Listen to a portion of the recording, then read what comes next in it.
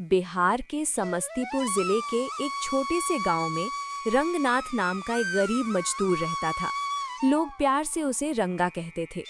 वो अपनी पत्नी शांति और छोटे बेटे मुन्ना के साथ एक पुरानी कच्ची झोपड़ी में रहता था।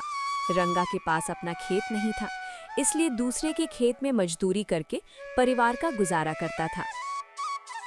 शांति, आज थोड़ी रोटी और सब्जी बना लेना, कल फिर सुबह जल्दी खेत जाना है। लेकिन 3 दिन से गांव में लगातार तेज बारिश हो रही थी। काले बादल छाए हुए थे, तेज हवा और बारिश की बूंदें जमीन को चीर रही थी। पूरा गांव पानी में डूब गया था। मजदूरी बंद हो गई। रंगा जी, घर में राशन तो बस आजकल का ही बचा है। बारिश रुकेगी कब? मुन्ना 2 दिन से ठीक से खाना भी नहीं खा पाया। क्या करूं शांति, 3 दिन से खेत पर नहीं जा पाया, पैसे भी खत्म हो गए। आज जो कुछ है खाकर सो जाते हैं, कल सुबह मालिक के पास जाकर कुछ उधार मांग लूंगा। अगली सुबह रंगा बारिश में भीगता हुआ मालिक के घर पहुंचा। मालिक, मेहरबानी करके कुछ पैसे उधार दे दीजिए। घर का राशन खत्म हो गया है, शांति और मुन्ना भूखे हैं। मैं आपके खेत में काम करके पैसे लौटा दूंगा। अरे रंगा, तू तो जानता है ना, इस बारिश ने मेरी सारी फसल बर्बाद कर दी। मेरी हालत भी अच्छी नहीं है। इस समय मैं किसी को पैसे नहीं दे सकता, माफ कर दे।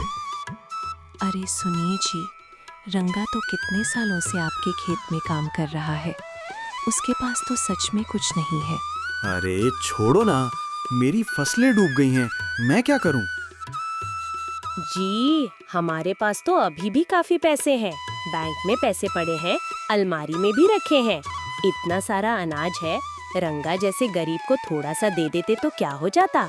भगवान देख रहा है सब कुछ। रंगा उदास मन से बाजार की ओर चला गया। कई दुकानों पर काम मांगा, लेकिन किसी ने काम नहीं दिया। थक कर वो एक चाय की दुकान के पास रुक गया। वहाँ 2 लोगों की बात सुन रहा था कि मौसम विभाग ने फिर भारी बारिश की चेतावनी दी है। बारिश फिर तेज हो गई। रंगा भागता हुआ घर पहुंचा। झोपड़ी की छत में बड़ा सा छेद हो गया था। छत से पानी टपक रहा था। रंगा जी, अच्छा हुआ आप आ गए। देखिए ना, छत में बड़ा छेद हो गया है। पानी और ठंडी हवा अंदर आ रही है। मुन्ना को तेज बुखार हो गया है, वो कांप रहा है।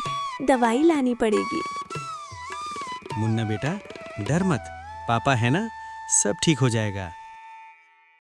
रंगा कुछ बोल नहीं पा रहा था। मालिक ने पैसे नहीं दिए थे। अब बेटे का बुखार और टूटी छत, दोनों परेशानियां एक साथ आ गई थीं। रंगा जी, आपके अच्छे दोस्त बंटी तो गांव में ही है। आपने उनके बुरे समय में मदद की थी, उनसे मदद क्यों नहीं मांग लेते? वो जरूर मदद करेंगे। हाँ शांति, बंटी भाई जरूर मदद करेंगे। मैं अभी उनके घर जाता हूँ। रंगा बंटी के घर पहुंचा। बंटी भाई, आज तुम ही मेरी आखिरी उम्मीद हो। मुन्ना को तेज बुखार है, छत टूट गई है।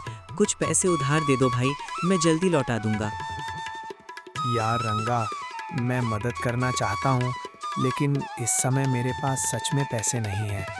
परिवार का खर्चा, बच्चों की पढ़ाई, ऊपर से ये बारिश, रोजगार भी बंद है। माफ कर दे भाई।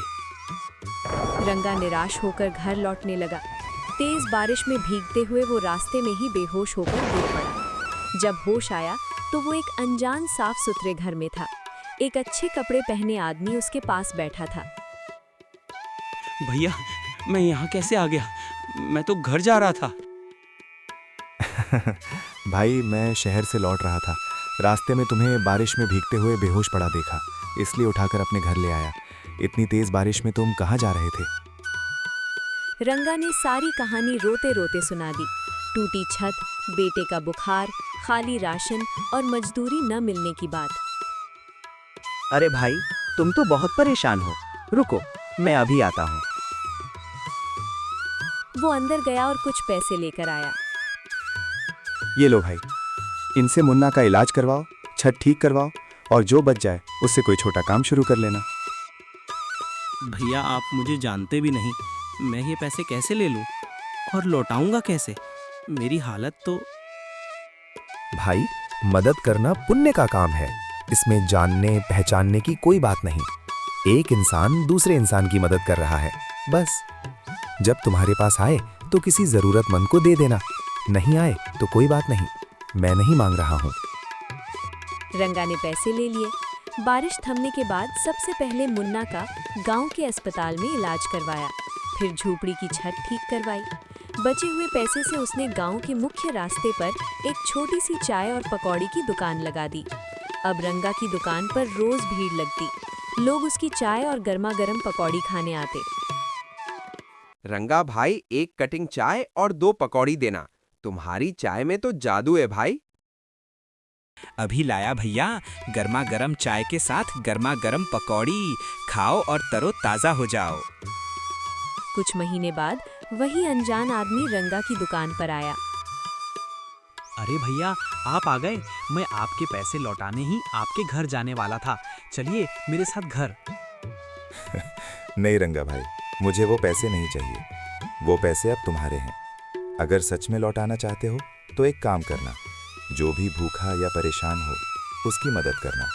मैं समझूंगा कि तुमने मेरा कर्ज चुकता कर दिया। भैया, आज से मैं वादा करता हूँ, जितना हो सकेगा किसी की मदद करूँगा।